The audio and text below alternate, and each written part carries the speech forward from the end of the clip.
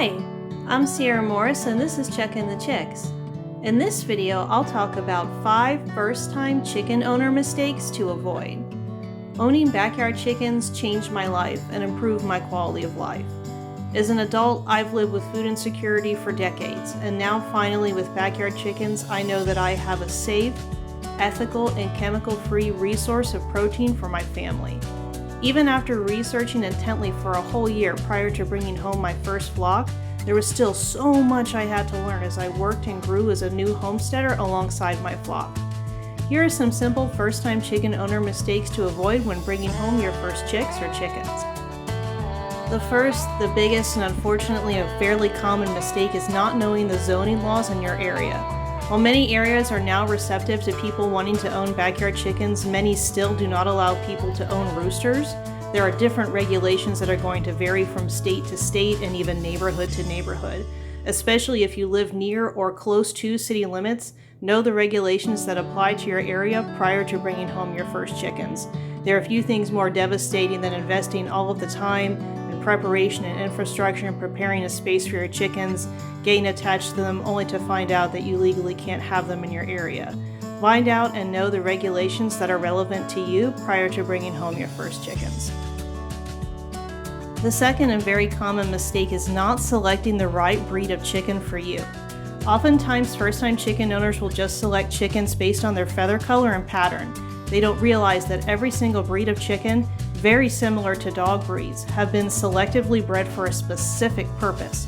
Whether you want chickens for eggs, for meat, a dual-purpose chicken, a companionship chicken, or a show chicken, there are different breeds which excel in each of those categories. Also, different breeds of chicken are tolerant to different kinds of weather conditions.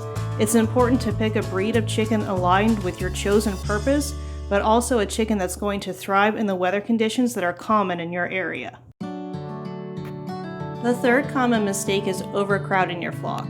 It is very, very simple and easy to acquire chickens, and it is significantly harder to rehome them. At minimum, adult standard-sized chickens require at least 4 square feet of coop space and 8 square feet of run space per standard-sized chicken. Bantams will require approximately half of that, and larger, heavier breeds will require more. These numbers are considered the absolute bare minimum. More space is always better. Overcrowding leads to things like a drop in productivity, disease, feather pecking, aggression, in extreme cases even cannibalism. You can alleviate overcrowding by doing things like adding extra roosts and perches for your flock, creating a chunnel, extending your chicken space with movable fencing, modifying and expanding your chicken infrastructure, or rehoming or culling excess flock members. Please do not attempt to cull an animal without having conducted proper research first about how to do so humanely, and be sure you acquire the appropriate equipment. I very much encourage new chicken owners, especially if you are brand new to chickens, to start with the smallest flock that you feasibly can.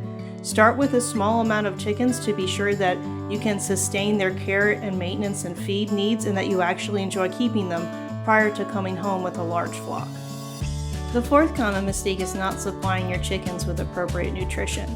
Chickens have been bred for high productivity and are vastly different from chickens that existed even just a few hundred years ago.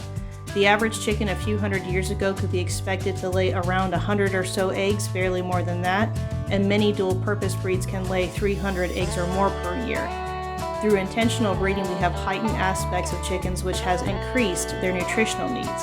Without proper nutrition, your chickens will suffer from things like egg deformities, soft shells, poor productivity, poor health, poor feather growth, and even aggression.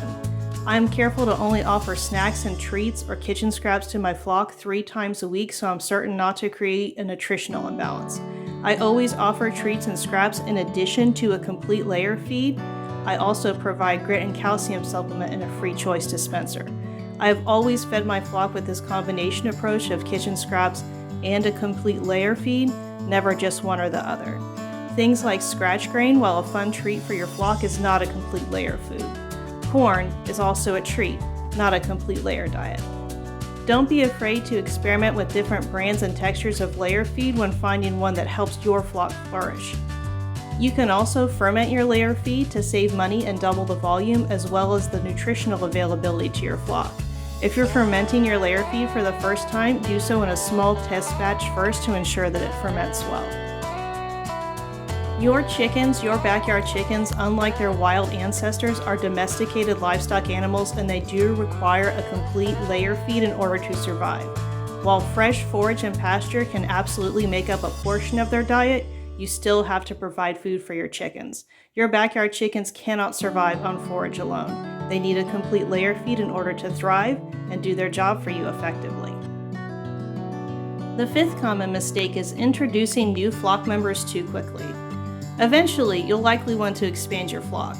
Unless the chicks are raised and from your original flock, you will need to develop an isolation plan to ensure new incoming flock members are free from disease and pests.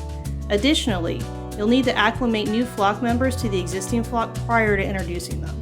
I have a small hardware cloth enclosure that is perfect for introducing new members when they have their own food, grit, and water, and over the course of a few weeks, I slowly introduce the new members to the existing flock. You could also adapt a dog crate to serve a similar purpose. Chickens have a complex social structure called a pecking order. When you subtract or add chickens to the pecking order, they have to reorganize socially. Acclimating new flock members slowly allows the existing flock members to slowly accept their presence. Introducing new members without an acclimation plan can lead to excessive aggression, injuries, a drop in egg production, feather picking, or in extreme cases, your new members might be bullied or killed by existing flock members. Introduce new members slowly and over a period of time. Even with gradual acclimation, some pecking will still occur, and that's normal. I only intervene if the pecking lasts longer than 30 seconds, if one flock member is being singled out, or if blood is being drawn. The time it will take to incorporate new flock members is going to vary from flock to flock and breed to breed. I plan on a minimum of at least 2 weeks, while some flocks or breeds may require a longer adjustment time. Some other common first-time chicken owner mistakes include underestimating predator pressure in your area, not just from wild animals, but also unsupervised domestic animals, not cleaning or maintaining your chicken area, failing to collect your eggs daily, not providing your chickens with a dust bath, and not investing in predator-proof infrastructure. Those really cute hutches they sell you with the baby chicks make a great isolation or acclimation enclosure, but once your chickens are fully grown, those small hutches are just too small for them. You will need to plan on building or acquiring additional infrastructure for your flock. Thank you so much to all of my subscribers. I appreciate every single one of you. Thank you for your support of my online backyard chicken and homesteading community. Your support makes it possible for me to continue making these videos and for me to expand my offerings in the future. YouTube analytics has showed me that 85% of people who are watching my content are not subscribing, so I simply ask if you've watched more than one of my videos, if I've taught you something new about chickens, or you're enjoying the entertainment value of my content, please consider subscribing. We would love to have you as part of our vlog. We wish you all a very safe and happy 4th of July celebration. Please celebrate responsibly and enjoy the free time with your family and with your animals. I plan to spend my holiday on the back porch just enjoying my flock. Take time to think about the wonderful things that bring us together, like backyard chickens and homesteading. We wish you all a very safe and happy holiday. Lots of love from our coop to yours. See you next time.